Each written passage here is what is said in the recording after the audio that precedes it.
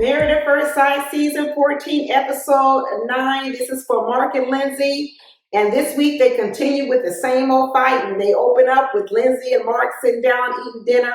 And Mark is eating like a caveman. And Lindsey's giving a one-word answers. And she's basically like saying she's so irritated with Mark because she's still waiting for the apology from that bowling alley incident. And she's not over it. So Mark asked her, don't you think you was a little bit out of line at the bowling alley? And she said no. She basically said Mark is negative. He's a Debbie Downer.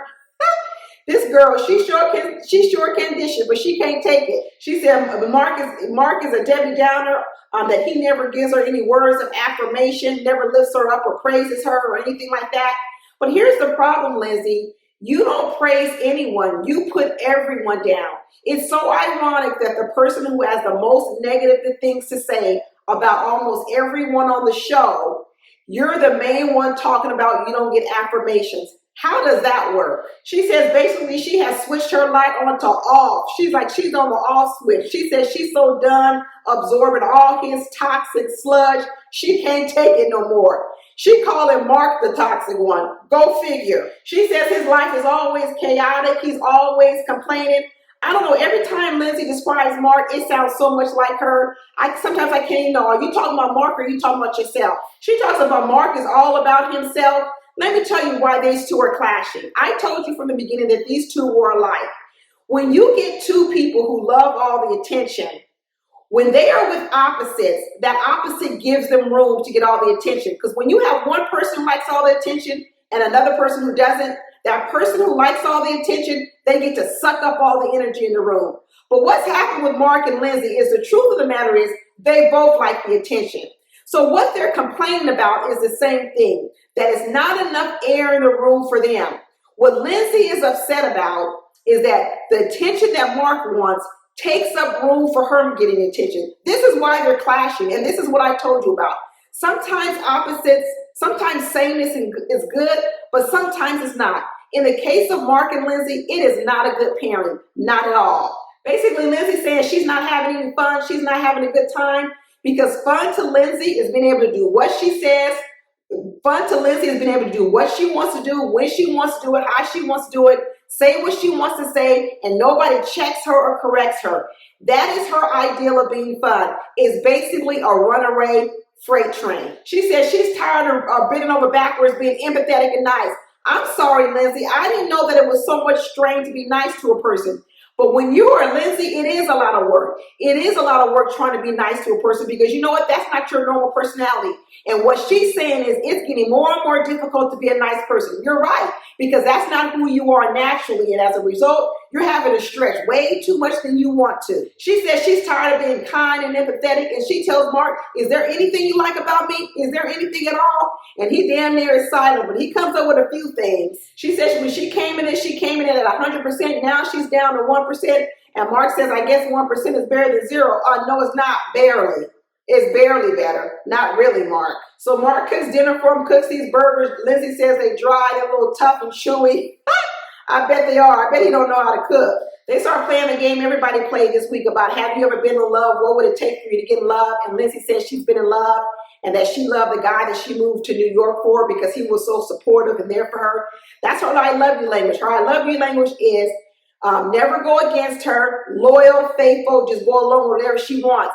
So then she's saying that, but it all changed when she moved to New York. I bet it did, because once you got to New York and you was living with that man, he said, oh, this is some bullshit. She got to see a pattern in this. It's easy to love somebody when they out of state. Talk to Jasmina about that. But when you living with them, I think that's when her relationship fell apart, because that's what basically said. She loved the guy. She moved to New York for him. And then all of a sudden it fell apart. She says she wants someone to love her who's consistent and present, who doesn't walk away. And nothing's wrong with one of those things, Lindsey, but Lindsey doesn't see how she pushes people away. She acts as if people just voluntarily want to leave her. I think this has to do with her whole thing with her mother. I don't know if Lindsey has ever been to therapy. She's a really smart, intelligent girl, so I would hope at some point in time she did go. But if she did go, she needs to go back. Because she needs to connect the dots between her problems with her mother and her problems in relationships, because I can clearly see the connection between the two. Mark is up here lying to her, talking about there's a possibility he can still fall in love. Mark, there ain't no possibility left. Mark is just, hammering out these last couple of weeks of this marriage. Mark is not interested in being with Lindsey long term. This whole little things that Lindsey do for him, helping him clean out his apartment, putting on a hazmat suit, making doctor's appointments for his mother, that is not overshadowing the biggest parts of their relationship that Mark doesn't enjoy. That stuff Lindsey does for him, that's not overshadowing all the negative stuff. Not at all. So Mark decides he's going to take Lindsey to a sushi restaurant because sushi is Lindsey's favorite meal, which I think is a good step out of his comfort zone and showing that he really wants to put forth an effort. So she's happy. But here it goes. When they do go, she tries to force sushi down his throat. Well, you know what, Lindsey? There you go. You should have just gone there and been happy, eat sushi, and then he could have ordered some teriyaki chicken or something with some rice, you know. But in order for Lindsey to be happy, she's got to get 100% her way. She doesn't know how to just go and enjoy the sushi and let him get teriyaki or maybe some fried shrimp or something. No, she's got to make him eat sushi, which he don't even want. But it was nice at the dinner. Mark gave her a lot of affirmations, told him why, you know, she thought she was a good person, thanked her for all the things that she's done, told her that, you know, he appreciated everything that she did for him, making sure that she knew she was affirmed. And, you know, Lindsey was happy to hear it because she says that she's never been affirmed, even on the after party, which I did a video. She cried because she was saying at no point in time had Mark ever affirmed her at all. But Lindsey doesn't see the role she plays in that. I really don't think she sees it at all, which is kind of really sad. Then they go to the batting cages, and, you know, she does the batting cages. Mark does baseball.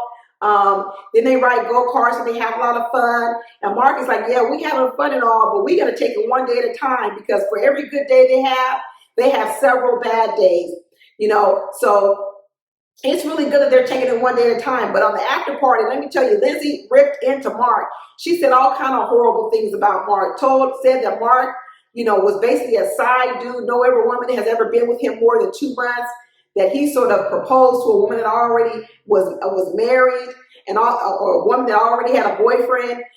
So, like I said, watch my video on the after party. You get a lot more insight into these two. But it's not looking good at all, you guys. It really isn't. But that's it. Talk to you later. Bye.